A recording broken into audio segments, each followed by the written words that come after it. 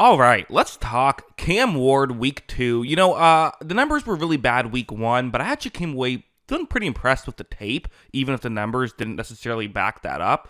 Week 2, again, the Titans, the team that we thought was not going to play very well this season, staying competitive against the Rams, even if it got away from them in the fourth quarter. This was the Titans had to lead in the third quarter. It was tight up until late. We'll talk about it all. But despite another poor statistical day, yes, I thought he had a pretty good game in this one as well. And let's get into why I felt that way. So this play, he's going to run a play action and then go towards the bottom of the screen, designed rollout. Really, Calvin Ridley's route that starts on the offense's right, goes to the offense's left, is the route that more often is going to get open here. The deep route is more designed to just push the corner further deep. And as you see when this play begins, Cam Ward's going to take the snap. He looks in that direction. And again, he's throwing across his body, right? That is something that makes this a little bit more difficult, but they know he can do that. That's kind of why you draft a guy like Cam Ward first overall. It's because you have these plays now opened up in your playbook. Watch as when Ward fires it, they're able to make that throw. If for a lot of quarterbacks, you like to have them run these plays while you're going to your right if you're a right-handed quarterback, because that makes it easier, but that also makes it more predictable for a defense. They can read the play action a little bit easier. Here you can do play actions on either side of the ball, which just makes things easier. This next one is definitely worth talking about. So this is going to be a similar play, actually. It's going to be a designed rollout. 4th down and 1, so game situation definitely matters here. What's interesting is that the routes are going to go away from where the quarterback is running. And you might be saying, well, why are you doing that? Well, it's just to try and create confusion and not make it clear what's exactly happening. Like, watch as when Ward takes the snap and rolls out in that direction. No one picks up the tight end here. The Patriots actually ran a very similar play this week and were successful on it. Wasn't on a 4th and 1, but they were successful on it. Cam Ward, though, a tick late in getting his head turned around. Doesn't even look like that's really where he's looking right here. There are other routes going towards the bottom of the screen as well, of course, and looks like he's looking there first. But if he can get over there in time, this is probably an easy first down. Instead, once he finally gets over there, there's now kind of pressure. It's going to be difficult at this point. So again, I'm not in this is a unique enough play that I'm not in the huddle. I can't say what his first read is. Again, I can never really know. All I can do is say what usually happens based on what I know. But he's in a situation now where he can't really make the throw down the field. Perhaps he was just doing the play as designed, but he's in a tough spot. But here's where the value of Cam Ward is going to show up again. Watch him be able to use his legs and get around and picks up the first down with his legs. Yes, you'd rather see him throw it, but it reminds me a little bit of Jaden Daniels, right? Where Daniels would sometimes on certain plays, you'd say, hey, I would love to see you throw it, but then he just rushes for the first down, and you say, well, who cares? Definitely that's what I saw on that play. Also heading over here, you see him do a good job on these types of routes, on the one-on-one matchup situations. Right here towards the offense's left, pure one-on-one matchup right here. Ward takes the snap. Cameraman's going to do a bad job here. They think this ball is tipped.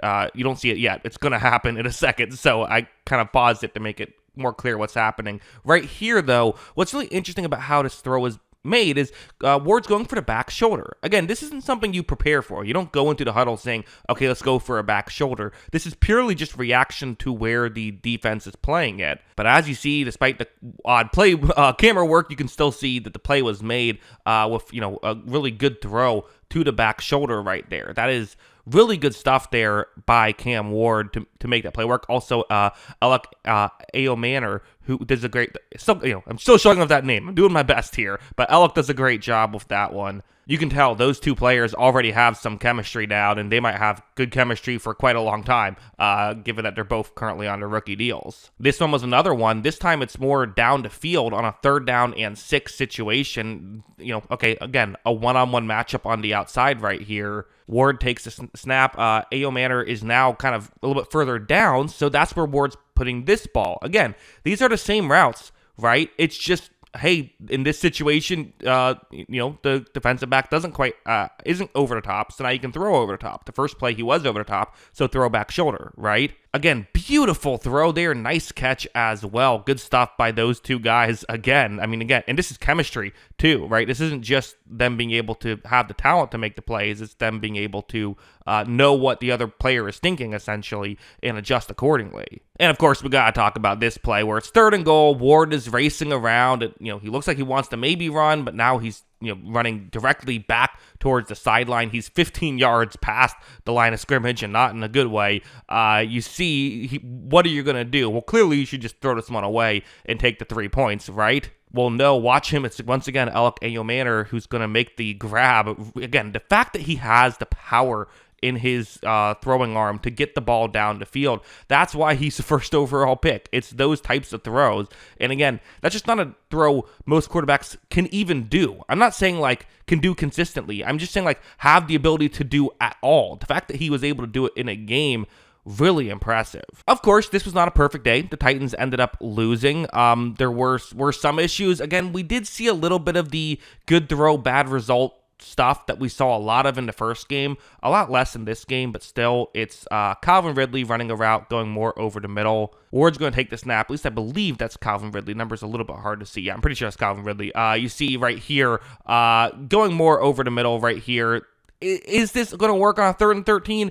It's difficult, right? It really is. Here, though, beautiful throw. Ridley takes the hit, can't quite hold on to the football, though, as he's, completing the catch, so incomplete pass. Beautiful throw, though, right? We saw a lot of that last week where it's like, even on plays where you're not necessarily blaming the receiver, it would have been tough.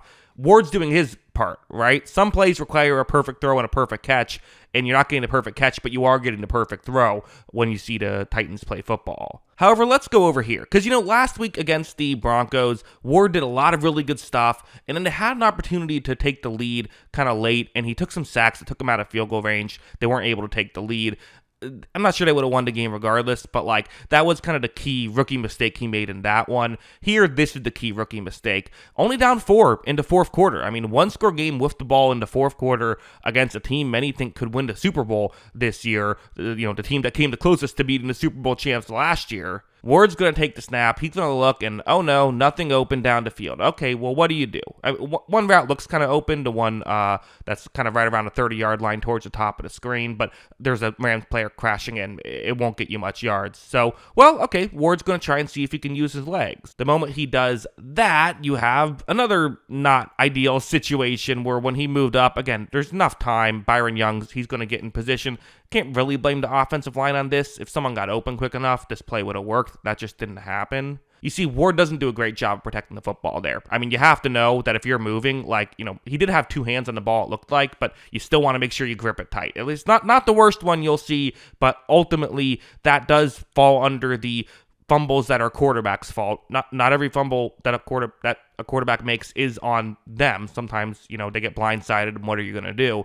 This is on him. You got to find a way to protect the football in that situation. If you fumble it with a defender that you see, it's your fault. Ultimately, that has to be the accountability you take. Is it difficult? Is it hard? Are these rookie mistakes? Absolutely, but the Rams recovered, were able to score an easy touchdown because of it, and that kind of just ended the game right there. So, totally not his fault he lost, but there was one key mistake in the loss that he made. But let's go over here. I don't want to end with a negative, because I thought he played pretty well here. Let's end with a fun play. The game's basically over, down 17 with 4 minutes left. Ward takes the snap. He's going to look. Again, not a lot open, so he's going to try and scramble, see what he can do. Oh no, he's getting tripped up. Well, clearly he's about to get sacked. Why am I showing this play? Well, watch what happens. He does his best Patrick Mahomes imitation. Oh no, I'm sounding like Chris Collinsworth bringing up Mahomes when it's not, the Chiefs aren't playing. But come on, we're all thinking that, right?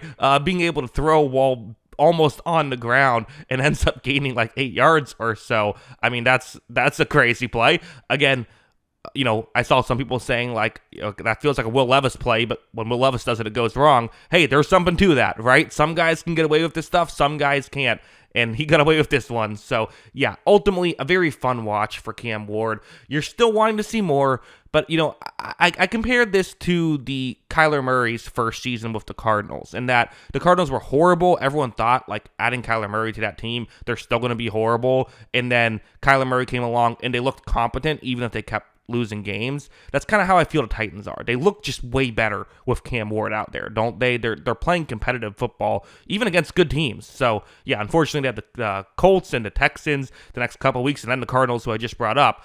Schedule will get a little bit easier in the middle stretch, but, not the easiest start, and Cam Ward survived it, so give him a lot of credit for that. That's what I think. What do you think? Let me know in the comments below. Always love hearing from you, and of course, as always, thanks for watching.